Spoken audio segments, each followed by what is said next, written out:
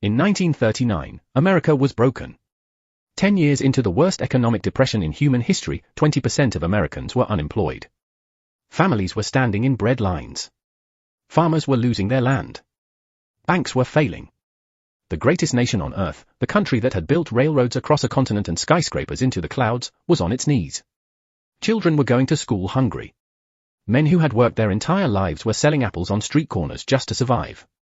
12 years later, in 1951, America owned half of the entire world's economic output. Not a quarter. Not a third. Half. The United States, with 6% of the world's population, was producing 50% of everything the entire planet made. Steel. Cars. Chemicals. Electronics. Airplanes. Food. America made it all, and the rest of the world desperately needed it. What happened in those 12 years? What transformed a broken, desperate nation into the most powerful economic force in human history? The answer is World War II. But not in the way most people think. Most people understand that America won the war. Far fewer understand that America used the war. Used it deliberately, strategically, and brilliantly to position itself as the dominant economic power for the next century. This is not the story of battles and heroes. This is the story of money, strategy, and the most calculated economic transformation in human history. This is how America turned the worst war the world had ever seen into the greatest economic opportunity any nation had ever seized. And understanding this story explains almost everything about the world we live in today. To understand what World War II did for America, you first have to understand just how desperate things were before it started. The Great Depression had been grinding America down since 1929. By 1933, the unemployment rate had reached 25%. 1 in 4 Americans who wanted to work could not find a job. Industrial production had collapsed by half. Stock markets had lost 80% of their value. Banks across the country had failed, wiping out the savings of ordinary families overnight. President Roosevelt's New Deal programs had helped. They had put people to work building roads and bridges and dams. They had created social safety nets that had never existed before. But by 1937, 8 years into the Depression, unemployment was still above 14%. The economy was still struggling. The New Deal had stabilized the patient, but it had not cured the disease. The fundamental problem was demand. America had enormous productive capacity. Its factories and workers could produce tremendous quantities of goods. But ordinary Americans did not have enough money to buy what those factories could make. The economic engine was idling, unable to find the fuel it needed to run at full capacity. Every economist, every politician, every business leader understood the problem. Nobody had a solution that was politically acceptable. Government spending on the scale needed to truly restart the economy seemed impossible. The national debt was already high. The politics of austerity were powerful. America was trapped in a cycle it could not break through conventional means. Then the world caught fire. And everything changed. When war broke out in Europe in 1939, America's official position was neutrality. The memories of World War I were still fresh. 50,000 Americans had died in that conflict, and the feeling that America had been dragged into a European war that was not its business was widespread. Congress passed strict neutrality laws. Roosevelt publicly promised American mothers that their sons would not be sent into foreign wars. But privately, Roosevelt understood something crucial. Britain and France needed weapons, ships, planes, and supplies to fight Germany. They needed them desperately. And America was the only country in the world with the industrial capacity to produce what they needed at the scale they needed it. This was not just a military opportunity. It was an economic one of historic proportions. In 1940, Roosevelt declared America the arsenal of democracy. The message was clear. America would supply the weapons of war to the nations fighting fascism, even if America itself did not fight. The Lend-Lease program, passed in 1941, allowed Britain, the Soviet Union, China, and other allies to receive American weapons, food, and supplies without immediate payment. What this meant in practical terms was that the United States government was essentially writing enormous checks to American factories. Suddenly, the demand problem that had paralyzed the economy for a decade had a solution. The government needed planes. It needed tanks. It needed ships. It needed guns and ammunition and uniforms and food and medicine. It needed everything, in quantities that staggered imagination, and it needed it immediately. American factories, idle for years, suddenly had orders they could not fill fast enough. What happened to the American economy between 1940 and 1945 has no parallel in economic history. No nation has ever transformed its economy so completely, so rapidly, or so successfully. The numbers are almost impossible to comprehend. In 1940, America produced approximately 3,000 military aircraft. By 1944, that number was 96,000. In a single year. The Ford Motor Company, which had been making cars, converted its Willow Run plant to build B-24 bombers. At peak production, Willow Run was completing one bomber every 63 minutes. A 4-engine heavy bomber, the most complex machine humanity had ever mass-produced, rolling off an assembly line every hour.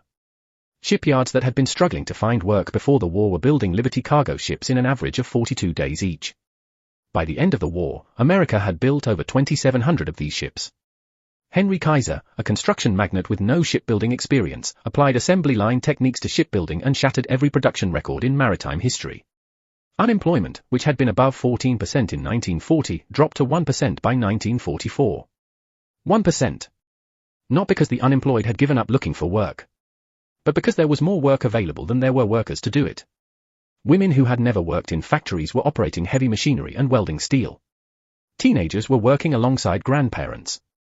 The labor shortage became so acute that factories began recruiting African Americans and women at a scale that would permanently reshape American society. The economic engine that had been idling for a decade was finally running at full capacity. And it was running on war. America's economic transformation during the war was remarkable. But the truly brilliant move, the strategic masterstroke that locked in American economic dominance for decades, happened not on a battlefield but in a hotel in New Hampshire in July 1944. With the war clearly turning in the Allies' favor, representatives from 44 nations gathered at the Mount Washington Hotel in Bretton Woods to design the post-war global economic system. The world's financial architecture was going to be rebuilt from scratch. The question was who would design it, and whose interests it would serve.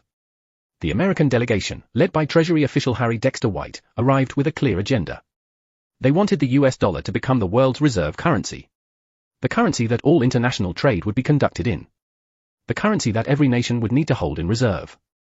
The currency that would sit at the center of the entire global financial system. Britain, represented by the legendary economist John Maynard Keynes, fought for a different system. A neutral international currency called the banca that no single nation would control. But Britain was exhausted and bankrupt from the war. America was financing Britain's survival through Lend-Lease. The power balance at the negotiating table was not equal. The Bretton Woods Agreement established the US dollar as the world's reserve currency. Every other currency would be pegged to the dollar.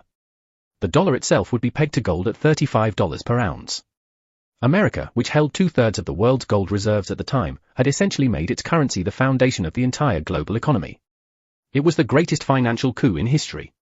With the war over and American economic and military dominance established, the next question was what to do with a destroyed world. Europe was in ruins. Germany, France, Britain, Italy, the Netherlands, all had been devastated. Infrastructure was destroyed. Factories were rubble. Populations were starving. The Soviet Union, which had suffered the most catastrophic losses of any nation, controlled Eastern Europe and was expanding its influence westward. In 1948, Secretary of State George Marshall proposed what became known as the Marshall Plan. America would provide $13 billion, equivalent to roughly $170 billion in today's money, to rebuild Western Europe. The stated purpose was humanitarian. Help devastated allies recover from the destruction of war. The actual purpose was far more calculated. America had emerged from the war with enormous productive capacity. Its factories were geared up to produce at unprecedented scale. But with the war over, who would buy all this production? European nations desperately needed goods but had no money to pay for them. The Marshall Plan solved this problem elegantly. America gave European nations money. Those nations used that money to buy American goods. American factories kept running. American workers kept their jobs. And the nations receiving Marshall Plan aid became economically dependent on American trade and politically aligned against the Soviet Union. It was not charity. It was the most sophisticated customer acquisition program in economic history. America was not giving money away. It was investing in the creation of a market for American products that would generate returns for decades. Every dollar of Marshall Plan aid came back to America multiplied in the form of export revenues, political alliances, and strategic influence. While America was rebuilding Europe and establishing the dollar as the world's currency, something equally transformative was happening at home. The soldiers coming back from the war were not returning to the breadlines of the Depression. They were coming back to something America had never seen before. A consumer economy of almost unimaginable abundance. The GI Bill, officially called the Servicemen's Readjustment Act of 1944, gave returning veterans access to low-cost mortgages, college tuition payments, and business loans. 8 million veterans used the GI Bill to attend college or vocational training. Nearly 2.5 million used it to buy homes. This single piece of legislation created the American middle class as we know it today. The suburbs exploded. William Levitt, using assembly line techniques he had observed in war production, built entire communities from scratch. Levitt's New York was built at the rate of 30 houses per day. Thousands of identical homes, affordable to working families for the first time in history, springing up on what had been farmland months earlier. These new homeowners needed to fill their new homes. They needed refrigerators and washing machines and televisions and cars. American factories, pivoting from war production to consumer production, were ready to supply everything they needed. The same industrial machine that had produced bombers and tanks pivoted to producing Chevrolets and Frigidaires and RCA televisions. The middle class that the war economy had created became the consumer base that the post-war economy needed. America had not just won the war. It had used the war to build an entirely new kind of economy. An economy based on mass consumption, made possible by mass production, funded initially by military spending. But the story of how World War II made America rich is not without its shadows. Because not everyone shared equally in the prosperity that the war created. And some of the mechanisms that generated American wealth carried consequences that are still playing out today. The military-industrial complex that emerged from the war never really demobilized. Eisenhower, the general who had commanded Allied forces in Europe, warned in his farewell presidential address in 1961 about the dangerous power of what he called the military-industrial complex. Defense contractors who had grown wealthy on war production had every incentive to ensure that America remained in a state of perpetual military readiness. They lobbied Congress. They built facilities in key congressional districts. They made themselves indispensable. The Cold War that followed World War II provided the justification for maintaining wartime levels of military spending in peacetime. The Soviet threat was real, but it was also enormously convenient for the industries that had been built on military contracts. Defense spending remained elevated for decades, providing ongoing economic stimulus but also consuming resources that might have been invested differently. African Americans who had served their country in the war returned to a nation that still enforced legal segregation. The economic boom of the post-war years was largely a white boom. The GI Bill in practice was administered in ways that denied many of its benefits to black veterans.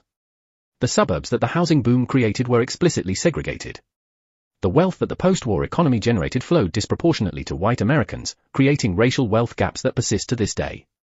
So what does the story of how World War II made America rich teach us about the world we live in today?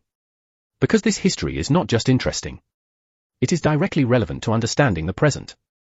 The first lesson is that economic transformation at the scale America experienced requires a catalyst. The Depression had gone on for a decade without resolution because the political will to spend at the scale required did not exist. The war provided both the justification and the mechanism for the government spending that finally broke the cycle. Today, as America faces challenges of inequality, infrastructure decay, and technological disruption, the question of what catalyst could drive similar transformation remains unanswered. The second lesson is about the dollar. The Bretton Woods system that made the dollar the world's reserve currency gave America enormous economic privileges that it still enjoys today. The ability to run trade deficits without immediate consequences. The ability to borrow at lower interest rates than any other nation. The ability to impose financial sanctions as a tool of foreign policy. All of this flows from the dollar's reserve currency status, won at Bretton Woods in 1944. But reserve currency status does not last forever. Britain learned this when the pound was displaced by the dollar. The conditions that gave America this privilege, overwhelming economic and military dominance, are less absolute today than they were in 1944. China is rising. Alternative payment systems are being developed. The dollar's dominance, while still powerful, faces pressures that did not exist a generation ago. The third lesson is perhaps the most important. Economic power and military power are not separate things. They are the same thing, expressed differently. America did not become the richest nation because it had the best ideas or the hardest workers, though it had both. It became the richest nation because it had the most guns, and it used them wisely.